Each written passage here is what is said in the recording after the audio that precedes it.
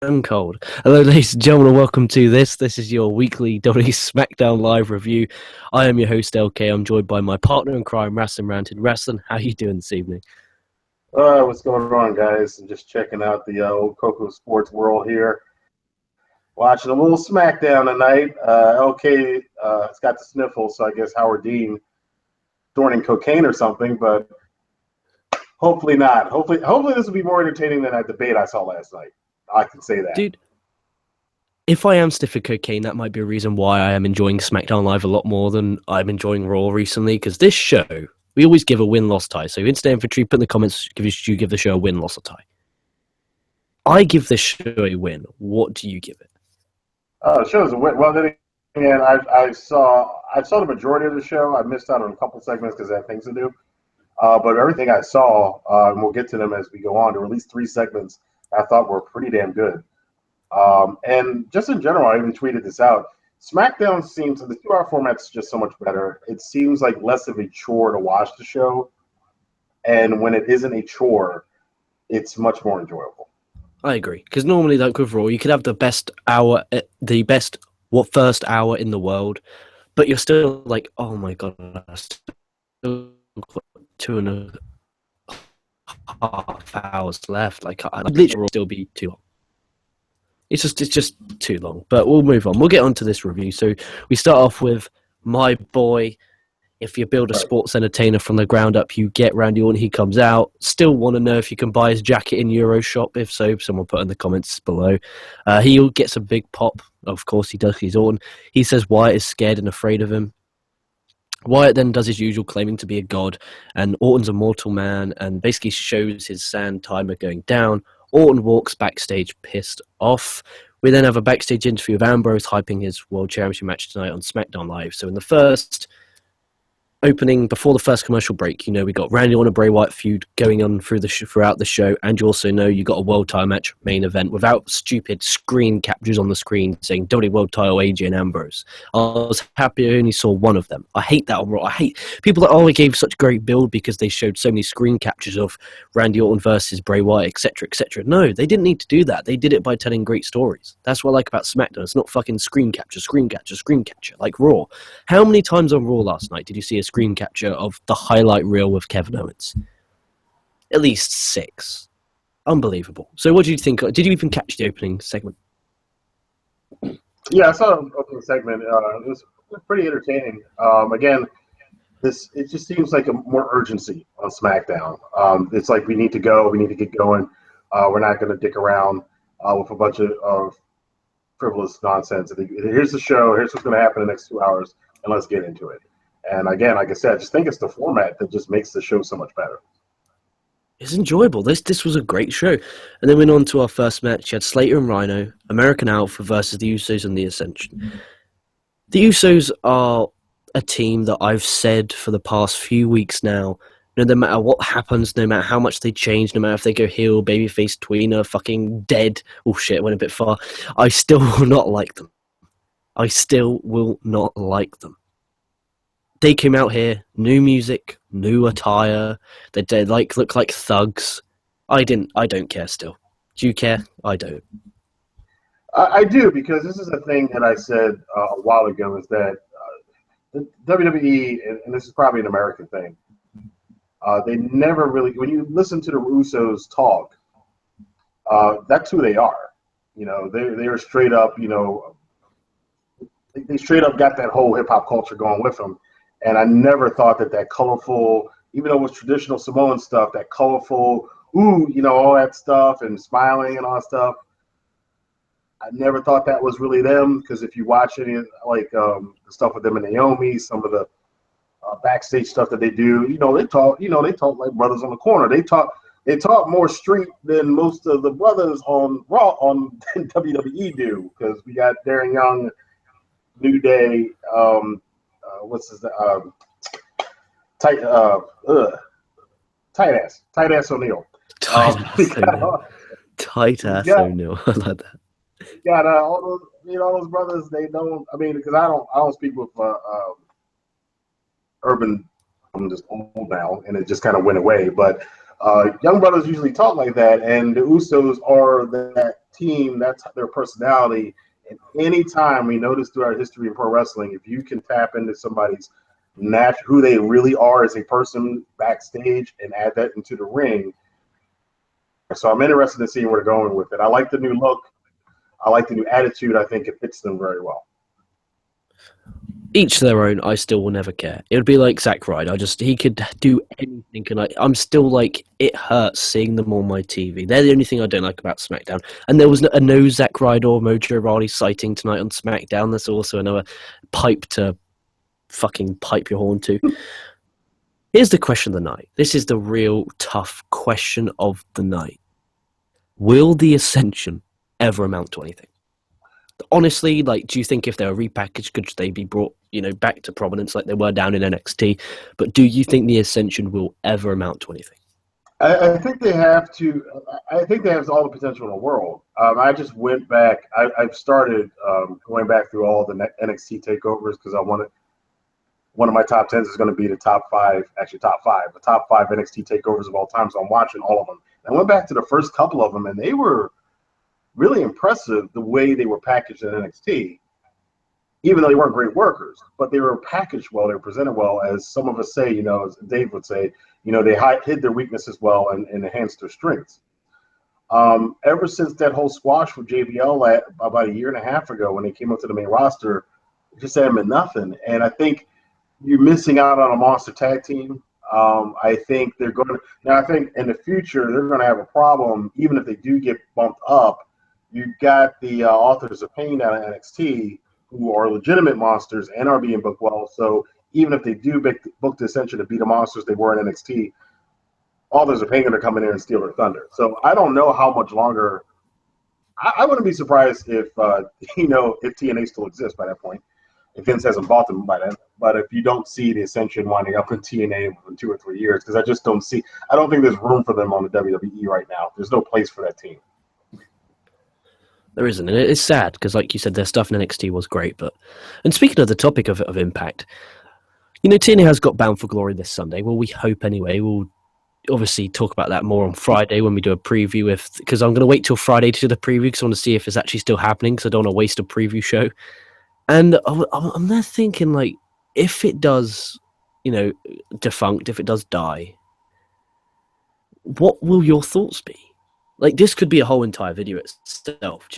I feel a bit sad. Like, that, they did have good times. And I've watched it for 8 years. 8 years I've dedicated my, not my life, but I've dedicated my Thursday evening or Friday afternoon for me to Impact. Obviously, they've changed dates, but right now it's Friday.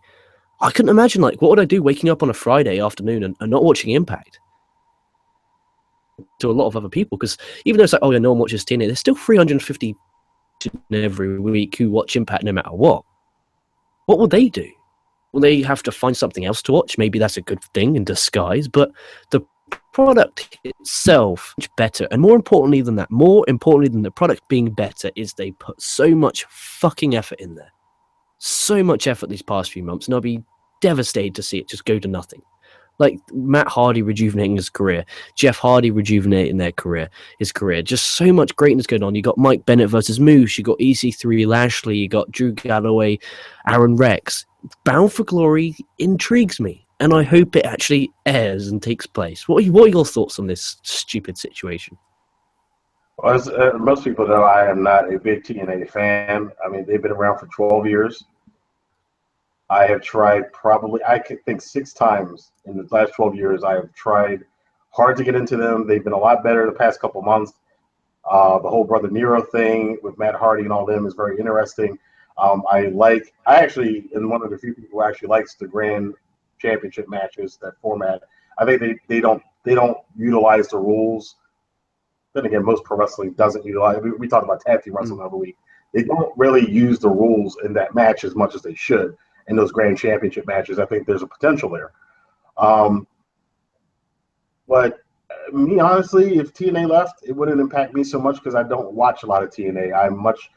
For me, it's really New Japan, WWE, Lucha Underground, and then Ring of Honor is kind of there. So if a Ring of Honor or Lucha Underground, please, needs to get more exposure. I think Lucha Underground could do better in with the TV deals that TNA has and actually expand more than TNA has. The problem with TNA is that that brand Stigma. is so tarnished. Yeah, the It's stigma so of it. tarnished after all the.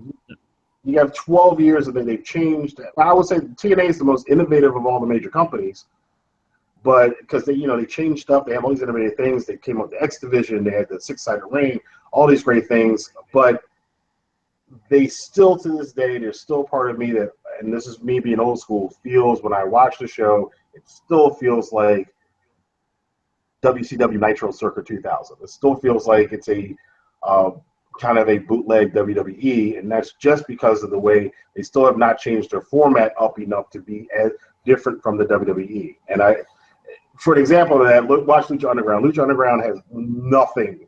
There is nothing similar to WWE about Lucha Underground whatsoever, and that's kind of what TNA really should do. That's what Bischoff knew with WCW. That's what he did, is to make that complete break, and they never really did.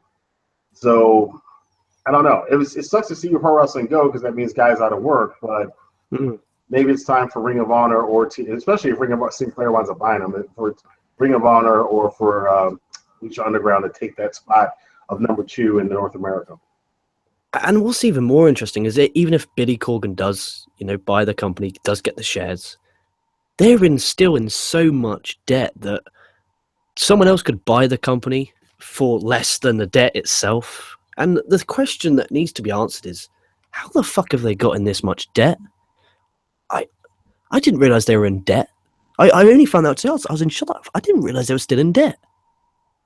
Yeah, it's kind of typical of a lot of the companies. This is pro wrestling company 101. Like Crockett had the same thing.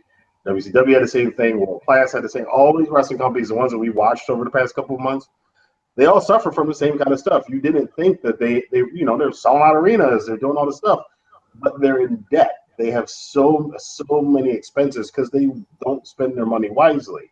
The one thing you can give to Vince is Vince invests his money in the product, and then the product grows and he makes money off of it. A lot of these people do not know how to do that with pro wrestling companies, and it doesn't shock me that TNA is in debt. It doesn't shock me that Lucha Underground's in debt too. They're all in the red. None of them are in the black. So.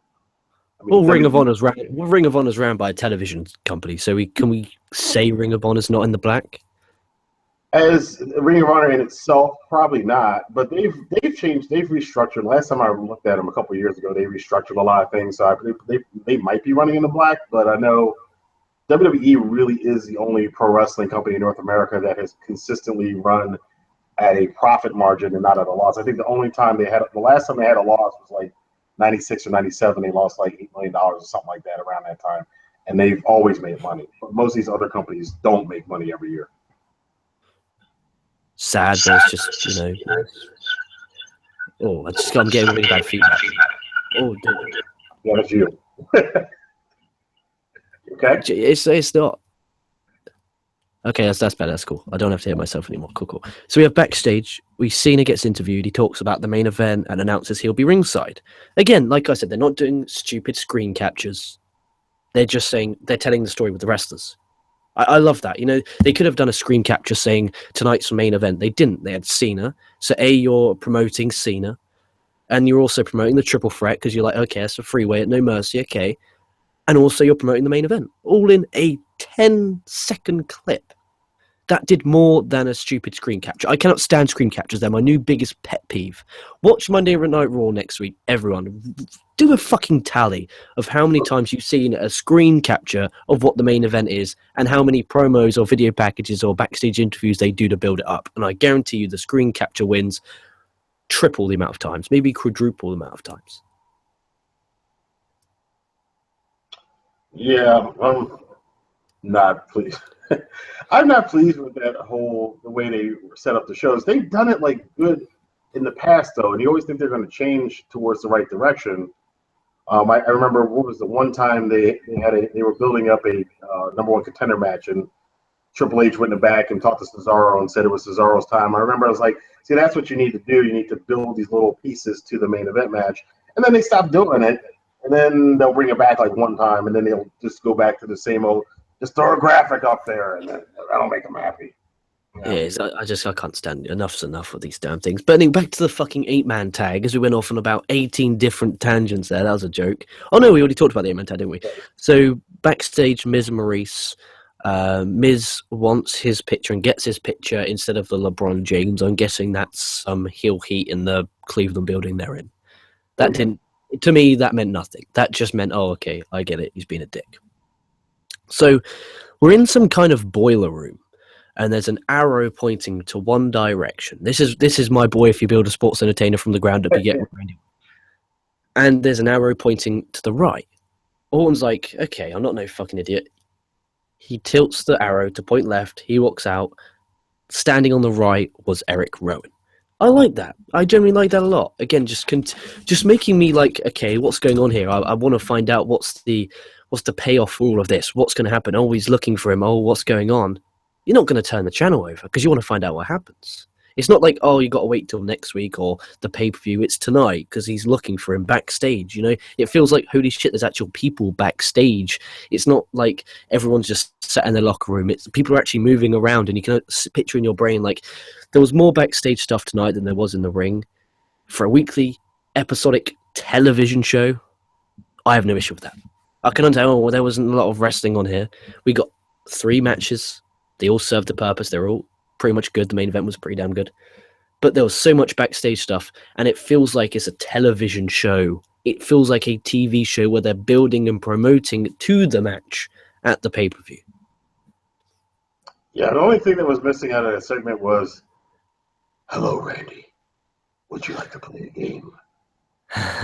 You know, I was expecting that whole, it was Star 101, but the only thing I don't like about it is I wish they would kind of, and I'm showing myself with the Lucha Underground mark that I am, but I wish they would kind of go a little, if you're going to go there, just go all the way. Go all the way and just film it. I mean, they want to make they're making movies.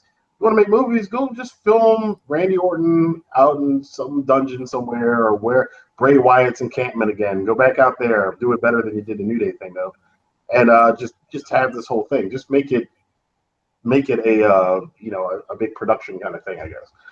It doesn't cost that much money to do it. I've seen Blair Witch Project cost $50,000. I mean, WWE can do that shit. I did like it though. It was interesting, like you said. I turned back to it because I was watching some other stuff, and I turned back to it and saw Orton. I was like, what's going on here? They had the different stuff written in ketchup blood on the doors, and I was like, oh, this is but it also enhances Bray Wyatt's character as the creepy guy. We are getting to Halloween season, so hopefully they can do something with that. I think it's No Mercy is the next one coming up in 2 weeks. Yeah, I'm not actually looking forward to it. I mean, you got the triple threat. You've got, well, we'll talk about that next because we have Carmella and Natalya versus Nikki Bella and Naomi, the rematch from last week. One thing in this match really fucked me off on a show that was pretty damn good. Naomi spanking Carmella. Okay, now they're trying to distance themselves so much from the word divas. So much like, oh, we're women, we're females. You don't see in the male wrestlers that happening, do you? No, they came across as divas and slutty whores when they do that. I hate that.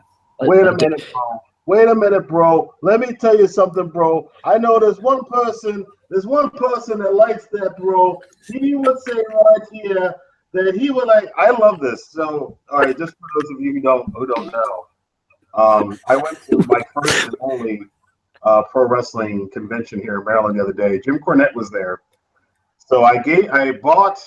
They had a place where you could buy pictures of pro wrestling people. They had this from Vince Russo. I was like, I have got to get Cornette to draw on this.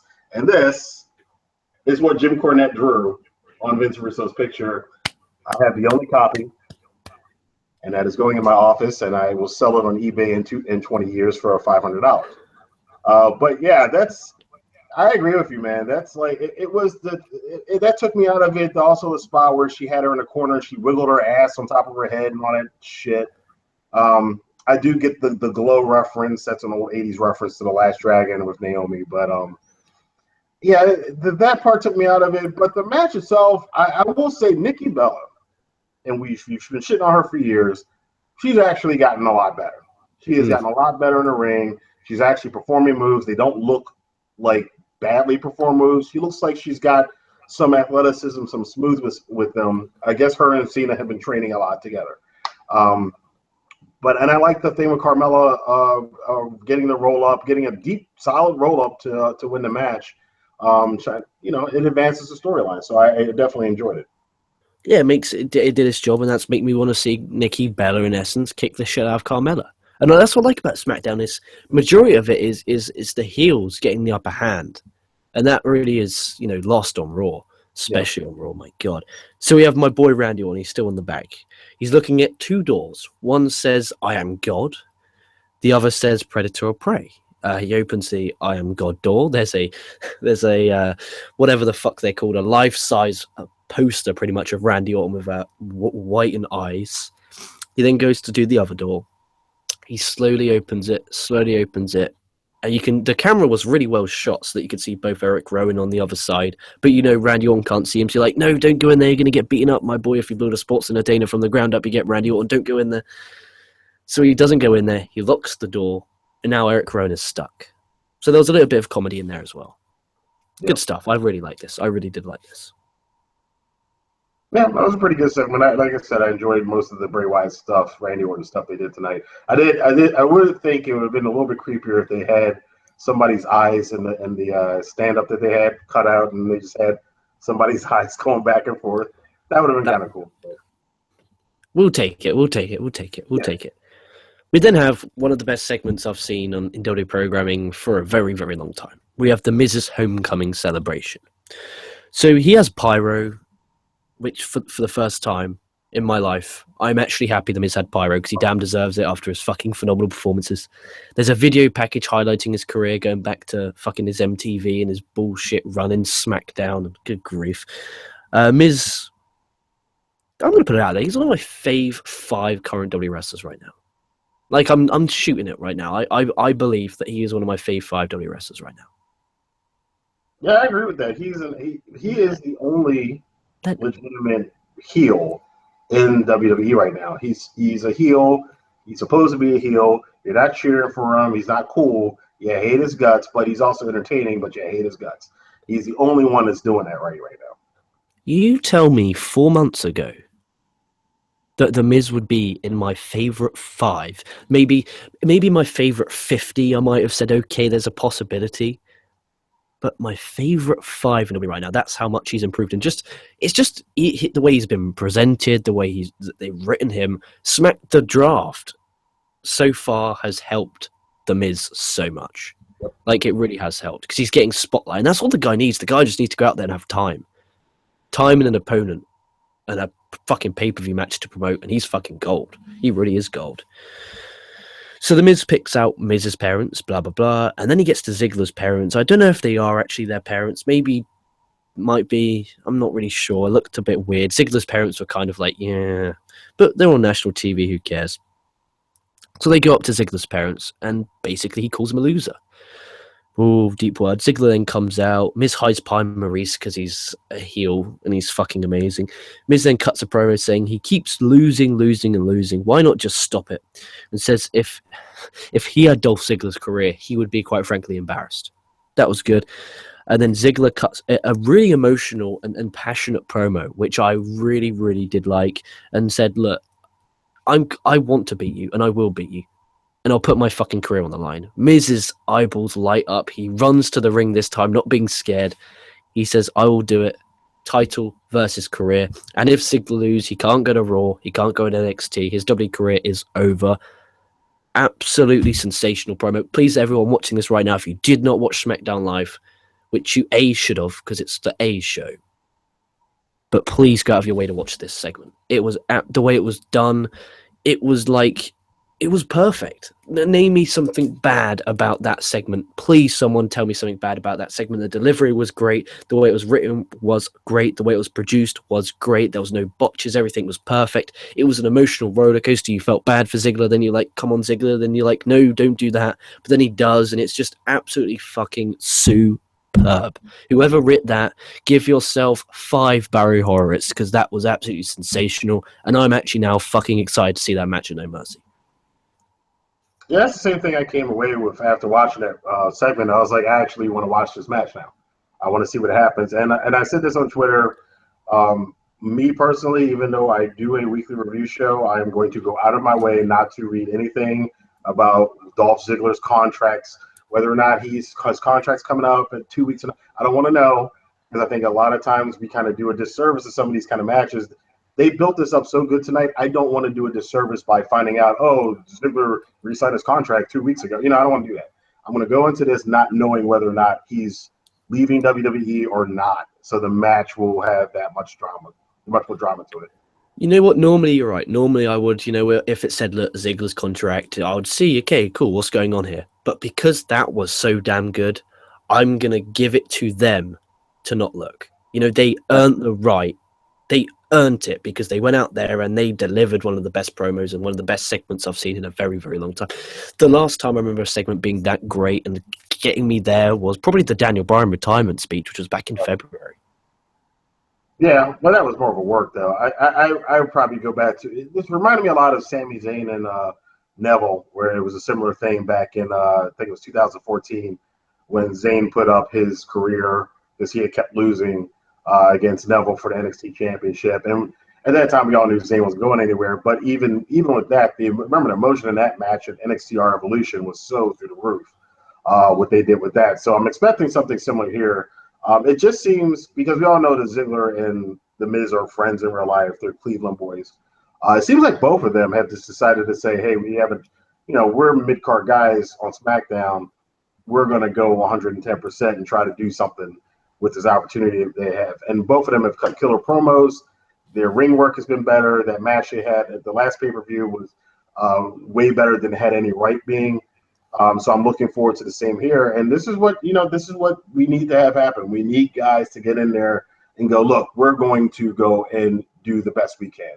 We're going to go and really excel. We've got the opportunity. We've got the space. So let's go ahead and give 110%. Now, I can't say enough about it. Great promo. Yeah, just everyone please watch it. You're doing yourself a disservice if you don't watch it, quite frankly. Bray Wyatt then tells Randy Orton basically to be careful and laughs. Then you have Becky Lynch come out. And I'm thinking, okay, cool, Becky Lynch match. And then Alexa Bliss just batters her on the ramp. And I mean batters her on the ramp. Superb. Simple, effective, build to the pay-per-view. Simple. You got heel heat on Alexa Bliss. Sympathy for Lynch. Okay, now I want to see Lynch kick Alexa Bliss's ass. Simple. That's so simple. That wouldn't have happened on Raw. That was simple. You'd have got on Raw. That would have been a 30-minute match with Becky Lynch, and then Bliss would have came out. But no, it was the pure hatred for Bliss. Was that she wouldn't even let Becky Lynch get to the ring before she attacked her. I really did like that. What are your thoughts on this?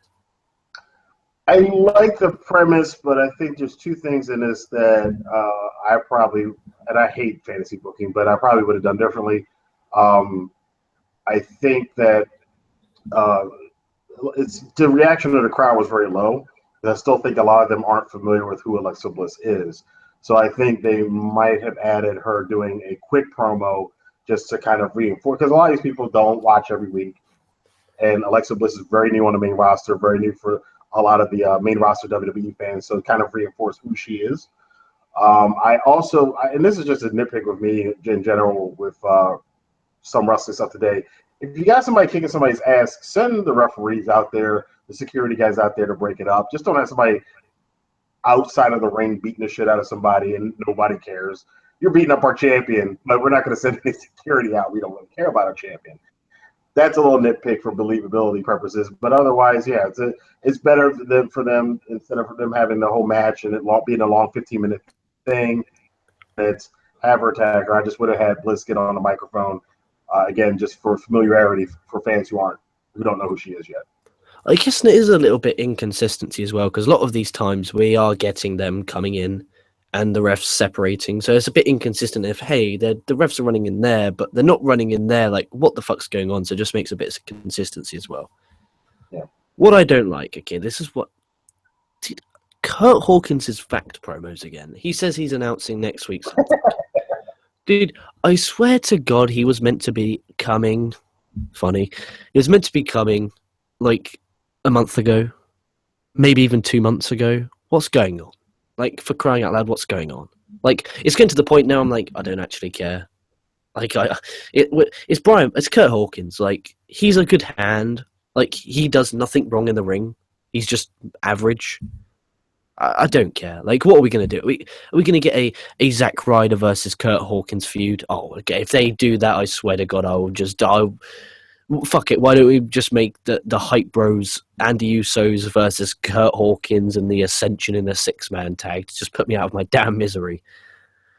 What's your thoughts on this damn Kurt Hawkins bullshit?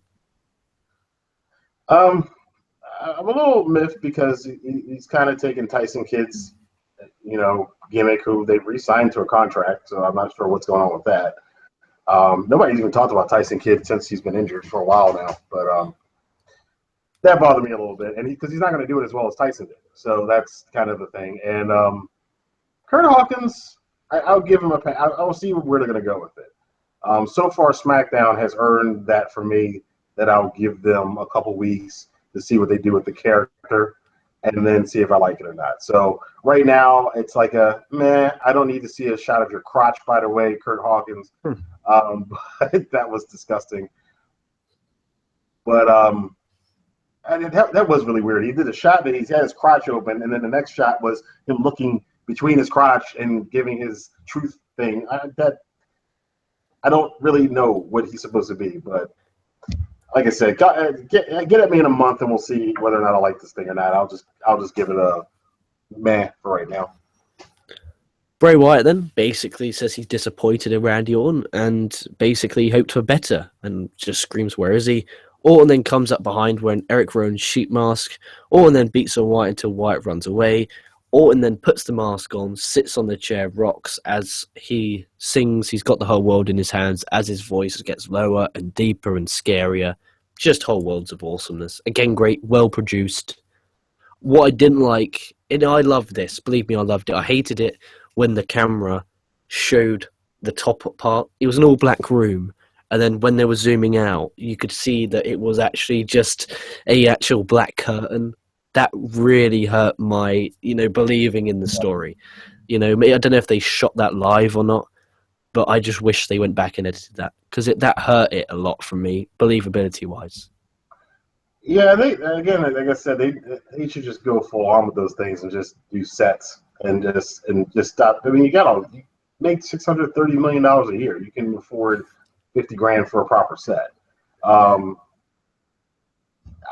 enjoyed the set. Now, I don't know where this is going because when I saw that, part of me was starting to think, are they gonna kind of team up these two guys? That would be a weird kind of swerve if Orton kind of became the follower. Bray Wyatt. That would be interesting if Wyatt was wound up controlling Orton and then they made a run for the title. Because right now the title picture is over here and these guys are kind of over here, but maybe they're gonna have to move in. Orton and Wyatt are going to have to move into the title picture eventually. So, but isn't Dean Ambrose and Big Match John going for a movie soon, or they're leaving off WTV for a while after No Mercy? Well, I think that was part of what was going on with Cena's commentary tonight. Is that he seems like he's going to try to make SmackDowns. So he might not be on the road, but Tuesdays he's probably going to work WWE and then go back and do his stuff.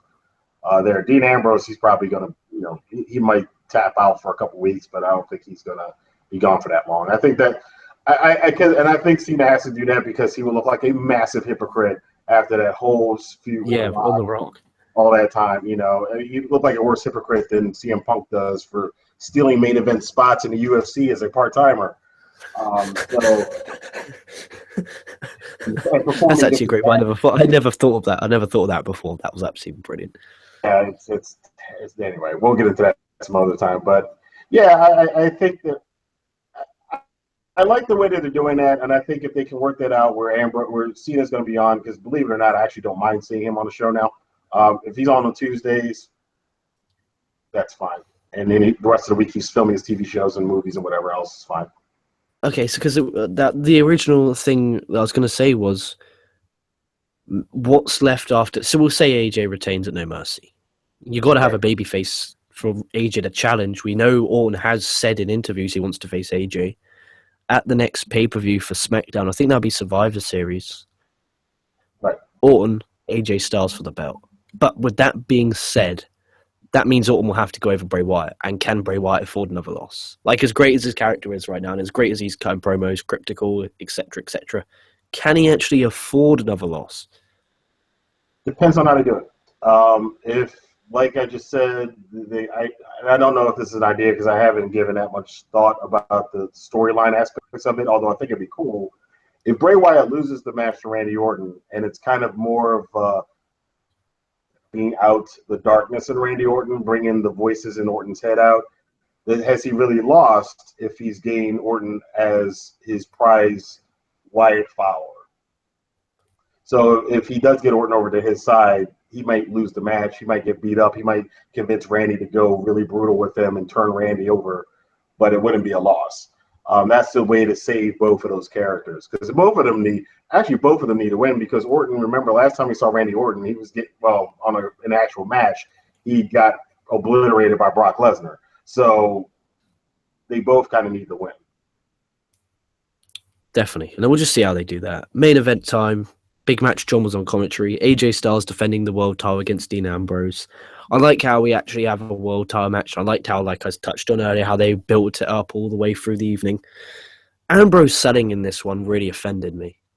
I don't know if it offended me, but it actually offended me. I'm now going to call him dull Dean Ambrose instead of dangerous Dean Ambrose, as I like to call him. He's now dull Dean Ambrose, because that dodgy selling Dean Ambrose, that was awful. Like, literally 10 minutes of that match were AJ working leg.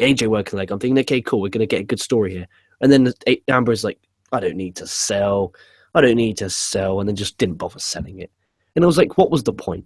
What was the point of the fucking heel heat? It was worthless. I hate it. But I did like the ending. AJ hit Cena. Ambrose did the O'Connor roll. Kick out of 2. And for some reason, they were like, Cena cost Ambrose the belt when it wasn't, because Cena told the ref to cover. So on the replay, so I kind of didn't understand that. Ambrose got a 2. AJ then did exactly the same thing. He went out, he hit Cena. He then did the roll-up. AJ got the win. AJ retains. Cena then takes out both AJ and Ambrose and celebrated with the belt. I didn't like the belt celebration part, but I like what they did with having Cena this time being the one looking strong heading into the pay-per-view. But next week, AJ the heel has to have heel heat heading into the pay-per-view. Has to. Yeah, that was going to be hard for them to do tonight with this being in Ambrose's hometown or home state. Again, the Ohio boys were all doing well tonight. But, the match itself, I absolutely loved it. Ambrose kind of, I'll give him a little bit of credit because it looked like he forgot to sell, but near the end of the match, he did go up to the top rope, and then he kind of started grabbing his leg again. It's like he forgot to sell it, and then he went back to, oh, yeah, that's right, my legs. I was in a calf crusher for 5 minutes. I should probably sell it again. Sell the rest of the match, but yeah. That's a problem across the board in pro wrestling these days anyway. I did absolutely like Cena's commentary because even though he did talk over Morrow a little bit, but he did get over how important it was for him to be 16-time world champion. His legacy, he thinks, he wasn't big on it. It's, people aren't going to like it, but you know what? After all this time, I think I've earned it. I'm going to try to be in the conversation of best of all time. I like that whole thing from him because it takes him away from what we have not liked about him for like 7 or 8 years now. Him playing the underdog. He's not the underdog. He is the franchise. He should be playing it as, I'm looking for greatness. I am the franchise. I am the man, and I'm going to keep proving I'm the man. I want to be in that spot. So it's a little bit more believable Cena than him going, oh, I don't know if I can pull it out this time, guys. I need the C Nation behind me. Screw all that stuff. Be the guy who's the face that runs the place and all that other shit. But the ending of that match too with them, it looked like they were legitimately they sold it well because they all look like they were legitimately mad at each other. Like Ambrose has got his like fingers up in Cena's face and everything. Cena's like pushing the referee around. They looked like they were really trying to go at each other as opposed to the typical kind of facial expression shit. So I think they all performed pretty well in this whole segment, this whole match, and the aftermatch stuff. Dude, whoever's writing this SmackDown show, just take a bow. Like, we just covered that. Minus a few little nitpicky things, there's actually nothing wrong with the story. There's nothing wrong with the hype for the pay-per-view next Sunday. And we're legitimately excited for the pay-per-view next Sunday. I wasn't once excited for Clash of Champions this past Sunday. I was never once excited for it. But I'm more excited now for No Mercy than I was the whole month prior to building to Clash of Champions. And I think it's just a testament to just how well the show's presented and promoted. I think they just do a great job of not doing screen captures. They didn't do that. And I'm going to keep piping on about that because it really pisses me off. And they need to stop doing that. And they did it by having a Cena promo, an Ambrose promo, and an AJ promo. Simple. Show was a win. We'll get some live comments. And if you didn't, as I load them up, the one thing I fully recommend everyone to watch, that is the Miz segment. It was absolutely out of this fucking world superb. We do have some live commenters. We have, oh my god, I'm going to sort your name. It's Noe Lara. He or she puts what's up and a big win. Almonza Awad. Ziggler promo was so good. Don't you think also does SmackDown crowd seem to have more energy than the Raw crowd? That's a great point, actually. We didn't really touch upon that, how hot the crowd was tonight. Like, I think they were generally really hot for everything. And they helped maybe the show feel a bit more energetic and a bit more important. Yeah, well, keep in mind, too, they're not there for 4 hours.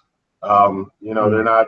True. It's not that long of a show. It's a 2.5 hour actual live event that you go to. You get there, you get your popcorn. You don't want to linger around too much because it's short or shorter. And you get out, you go home, and you feel, hey, good show. It's like going to the movies, Yeah, well, it helps this film show important anyway. And Ziggler was a great promo. No, Lara, sorry, I sorted your name. AJ Styles wins No Mercy. Ziggler wins the Intercontinental title. I have a gut feeling Ziggler might fuck off just because of the look in his eye when he was talking about how much he loved WWE. Like, he had that look in his eye like he was going to cry.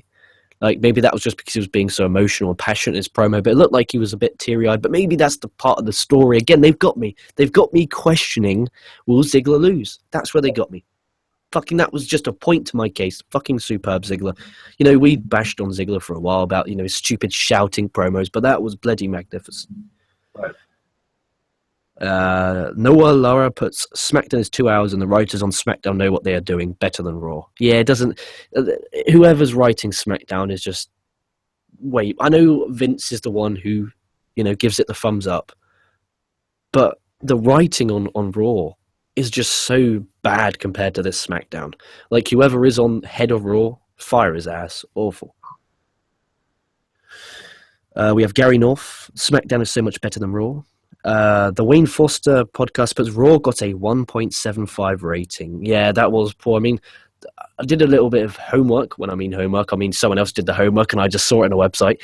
And the last time a TV rating was lower than that was December the 23rd, 1996, when they got a 1.5.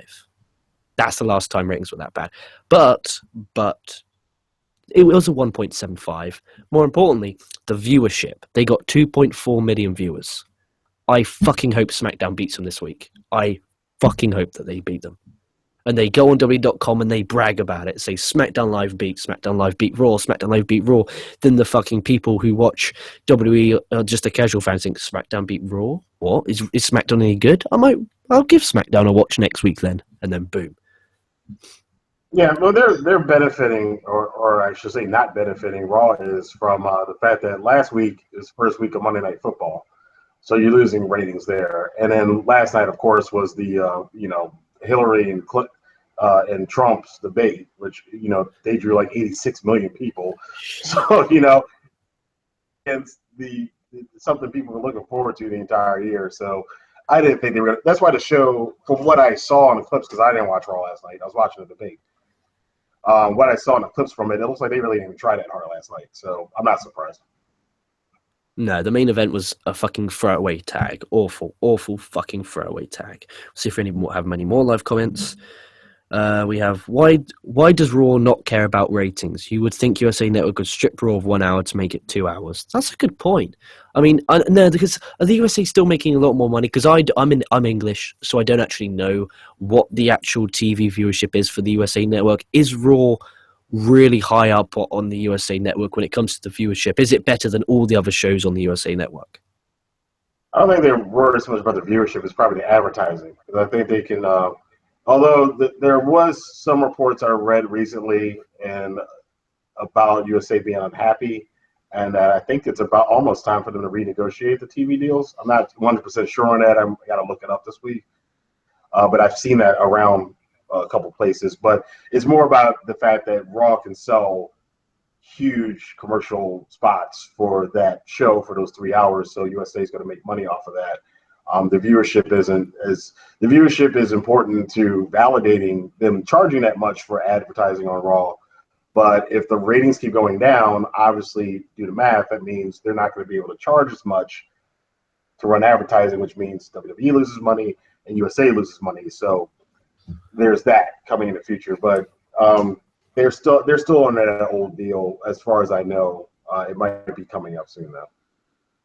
Looking forward to that. That'll be fun times. I'm one of these guys that, when WWE's good, I want them to succeed. I want to see them make so much money that there's not enough money to be printed that they can have. And when they're bad, like on Monday, I'm like, you know what? I hope this fucking company gets hit with something big. I don't care what it is. I hope they get a big financial hit so that they have to be good again. Like, I want the USA Network to strip them of the third hour so that they have to be good on Monday nights. That's what I want. I want them to feel like, holy shit, we have to do something here because we are in the shitter. That's what I want. Whether it's a big financial crisis, I don't care what it is. Just, I want them. And this leads directly to the last comment we'll go to here from the Wayne Foster podcast, I think, whatever his name is. He puts, it makes him miss the Monday Night Wars. It makes him miss, having Nitro, having the alternative. And that is the truth. Like, on Monday nights, it's like 1 a.m. to 4:15 a.m. over here in the UK. I have nothing to switch it to. Not one thing I can switch it to. Monday Night Football, I'm fucking English. I could give a rat's ass for what Monday Night Football game was. The debate, I couldn't watch that on TV in England, or I could have looked, I just decided not to. Like, I have to sit there, it feels like a chore, I'm bored, I'm falling asleep, I'm then re-waking up thinking, what the fuck's just happened? And then it's just crazy. It's just, it needs to be 2 hours. It needs to be like this. This SmackDown show felt that it was important. I didn't fall asleep. I can get a bed at a respectable time. All in all, I give this show a fucking win. Please watch the Miz Dolph Ziggler segment and tell me how awesome it is in the comments. Well, tell them where they can find you, Rasslin Rantin.